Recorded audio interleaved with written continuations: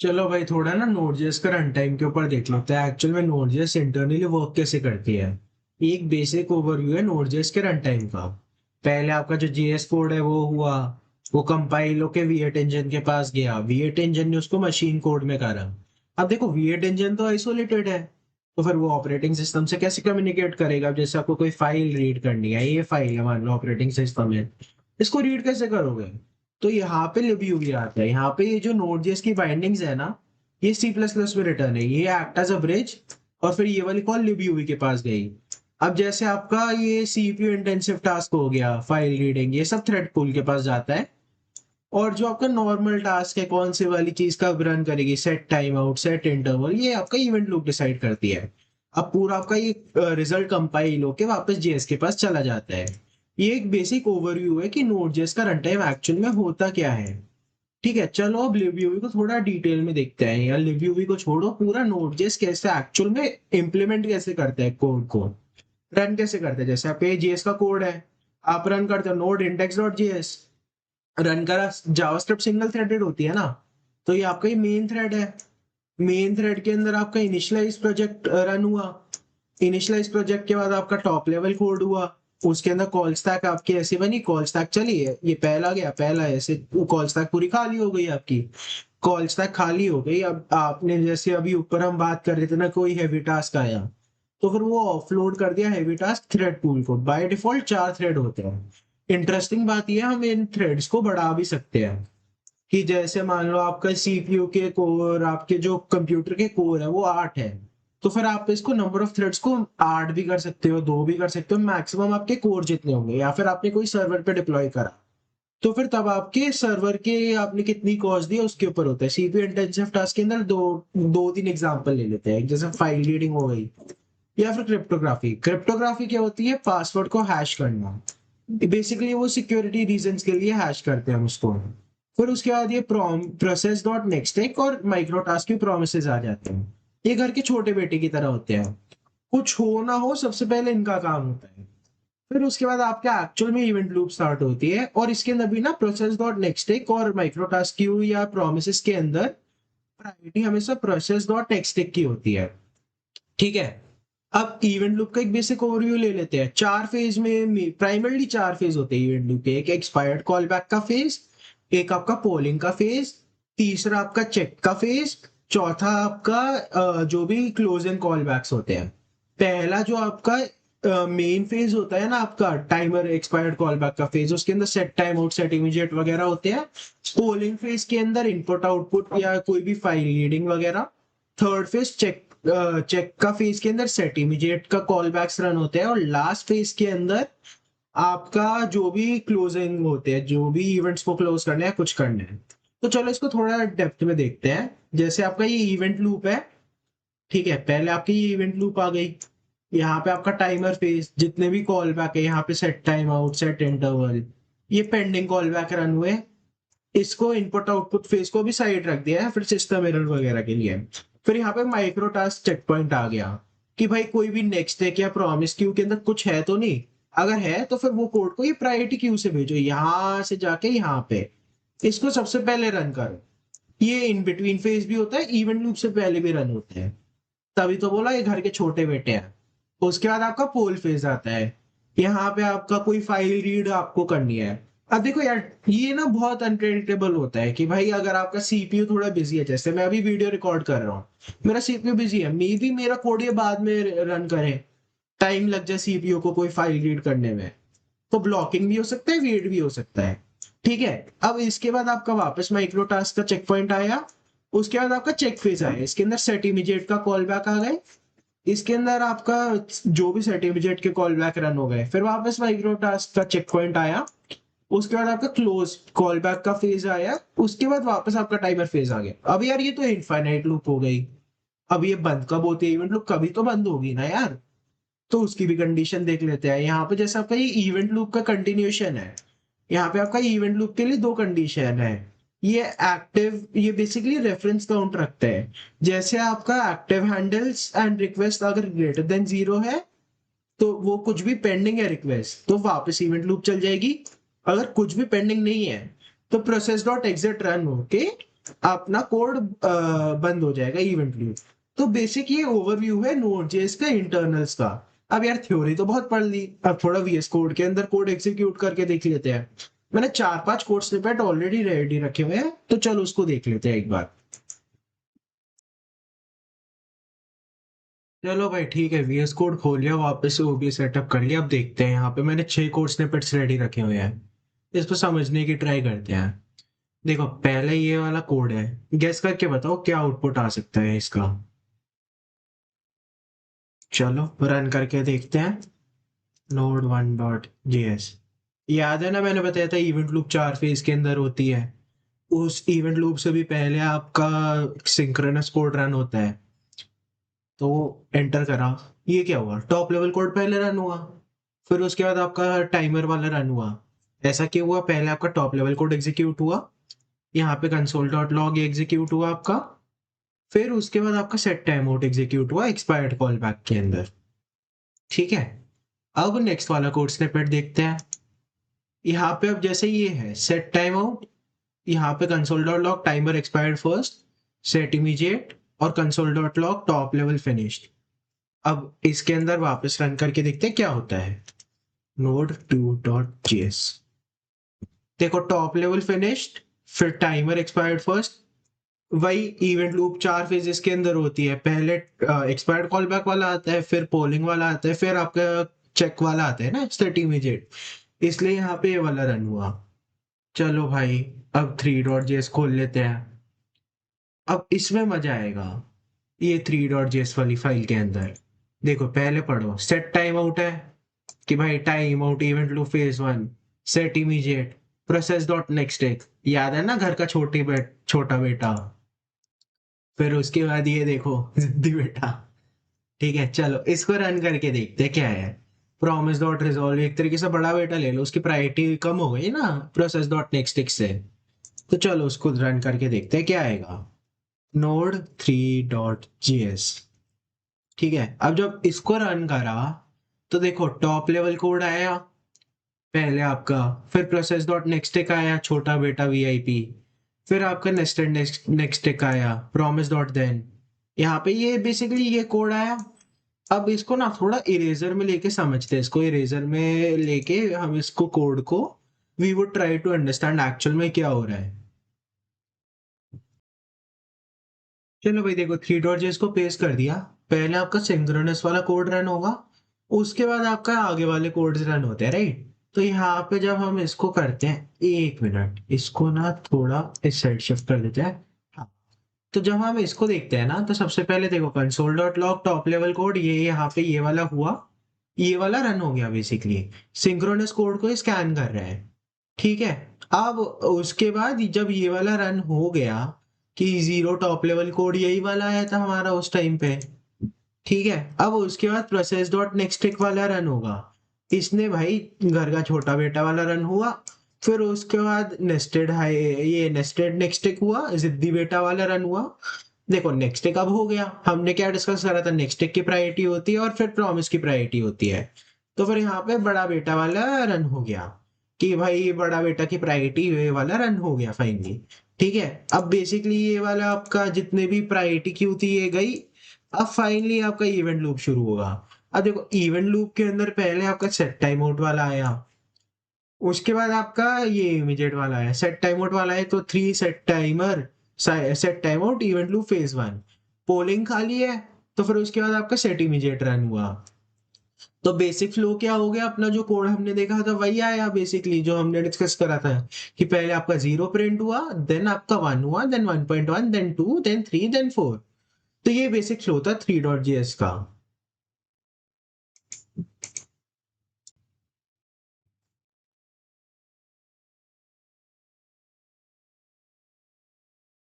चलो भाई अब 3.js समझ लिया, अब 4.js पे आ जाते हैं।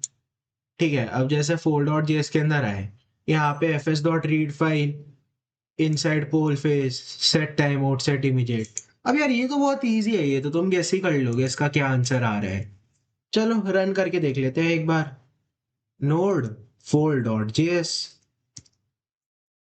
ये क्या हुआ, टॉप लेवल, फिर उसके बाद सिंक्रोनस कोड रन हो गया, फिर इवेंट लूप शुरू हुआ, सेट टाइम आउट अभी है नहीं, फिर आपका ये इनपुट आउटपुट वाला शुरू हुआ, उसके अंदर आ गए, फिर उसके बाद थर्ड फेज के अंदर इमीडिएट वाला आता है, इसलिए इमीडिएट रन हो गया, उसके बाद फिर टाइम आउट रन हुआ।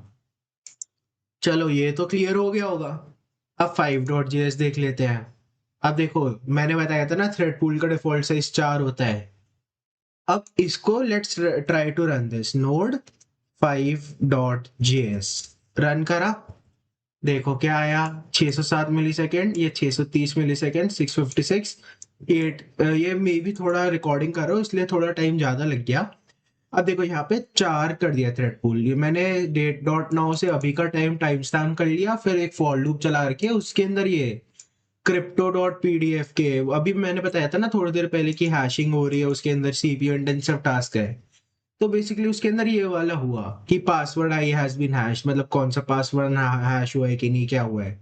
ठीक है, पहले सिंक्रोनस कोड हो गया, फिर उसके बाद ये वाला हुआ।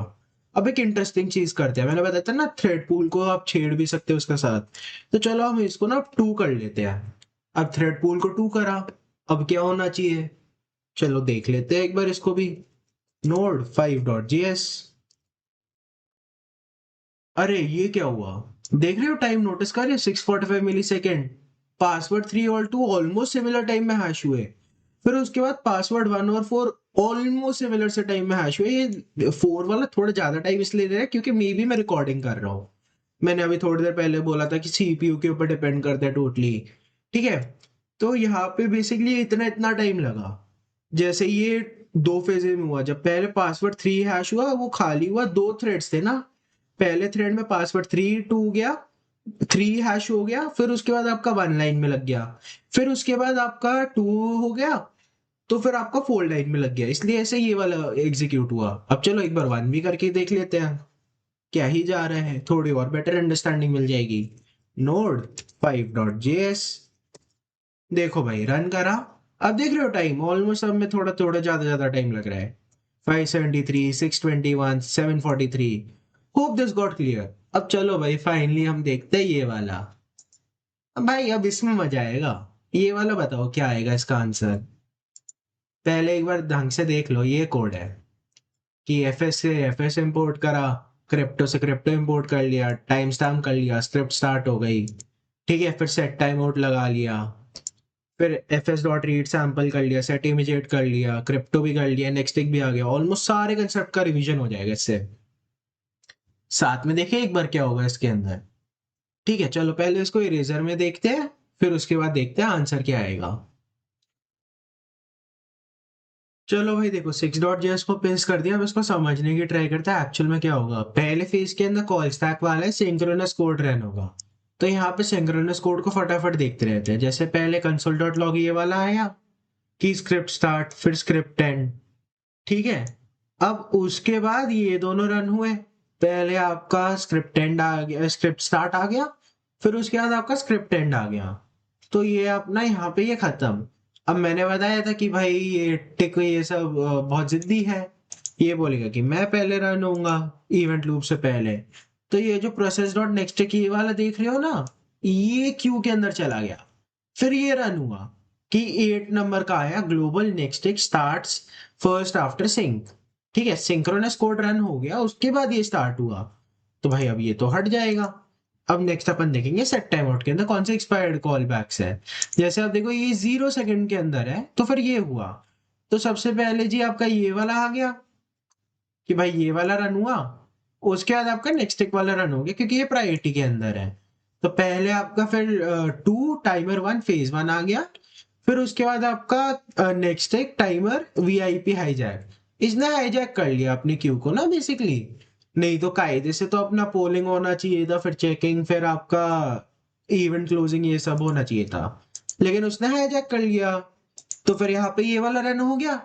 उसके बाद आपका पोलिंग वाला फेज आया, ये देखो ना ये पोलिंग के अंदर ही तो है, तो आपका बेसिकली ये पोलिंग वाला फेज शुरू हुआ, उसके अंदर ये वाला प्रिंट हो गया आईओ पोलिंग स्टार्ट, फिर उसके बाद अब थोड़ा वेट करेगा ये कि चलने का, फिर उसके बाद सेट इमीडिएट वाला चला, सेट इमीडिएट वाले के अंदर इमीडिएट इनसाइड आईओ फेज 3, यहाँ पे आईओ के बाद इमीडिएटली ये वाला रन होगा, फिर वापस नेक्स्ट टिक आ गया हाईजैक करने, कि next tick inside immediate priority check, फिर उसके बाद आपका ये वाला आ गया। तो अब इसको देखो ये कैसे एग्जीक्यूट होगा। तो फिर सेट इमीडिएट के अंदर 5 इमीडिएट, ये 5 हुआ इमीडिएट इनसाइड फेज 3। ठीक है, अब इसको हटाते जाते हैं, ये वाला जी आपका एग्जीक्यूट हो गया console dot log inside IO phase.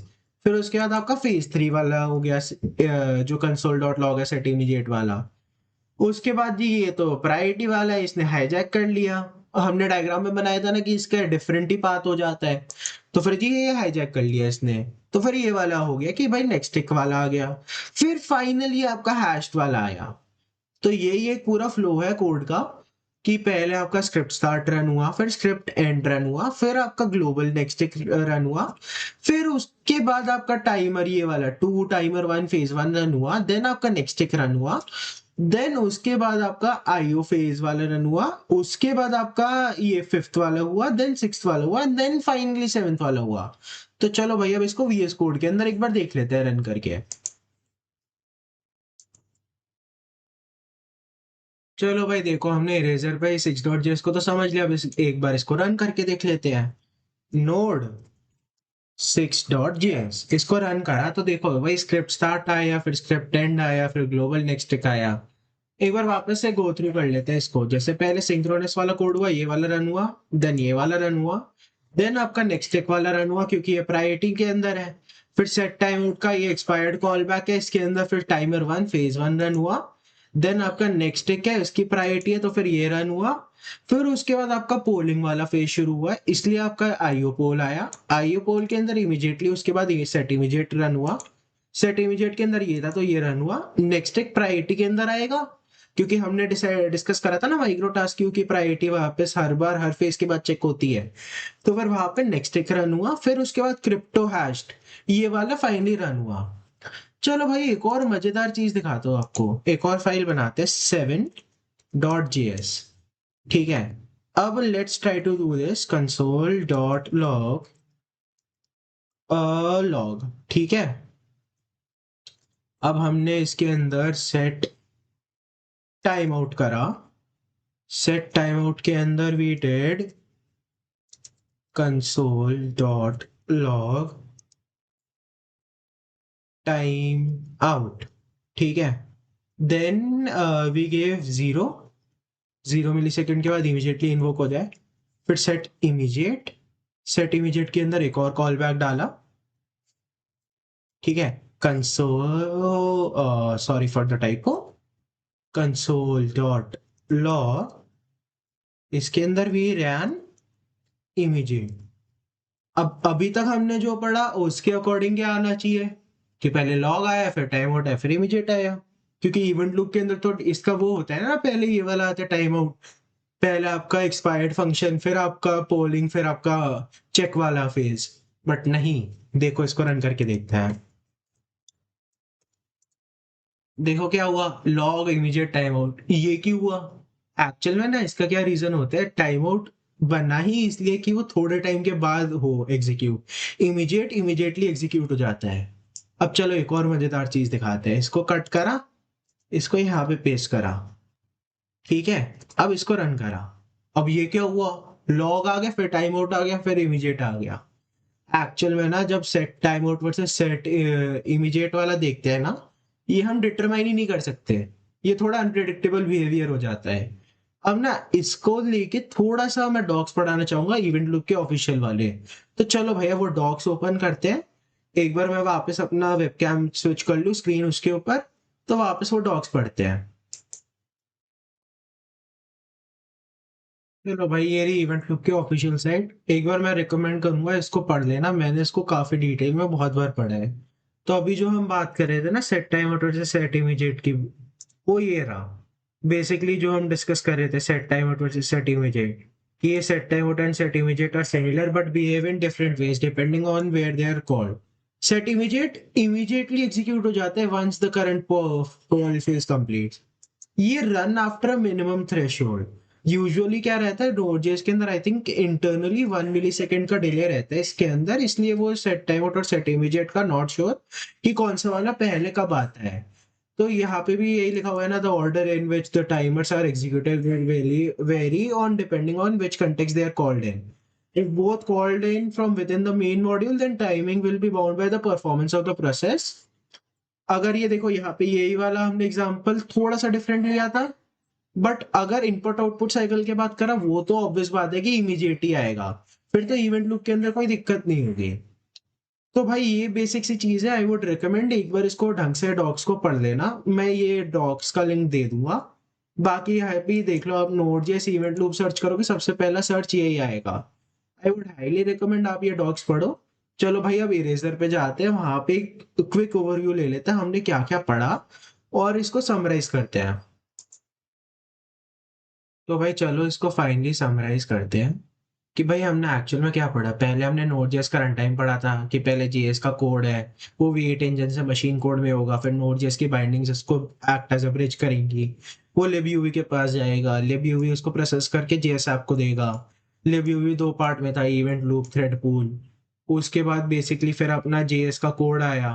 फिर यहाँ पे हमने एक्चुअल में देखा कि जेएस का कोड एक्चुअल में नोड जेएस एग्जीक्यूट कैसे करता है। यहाँ पे क्या, नोड ये रन करा, उसके बाद मेन थ्रेड रन होती है, एक थ्रेड पूल होता है, थ्रेड पूल के अंदर भी डिफरेंट डिफरेंट होते हैं कि इसको 4 डिफॉल्ट रहते हैं, और भी कर सकते हैं ये टाइप ऑफ कि क्या क्या टास्क आते हैं, हेवी टास्क आते हैं बेसिकली।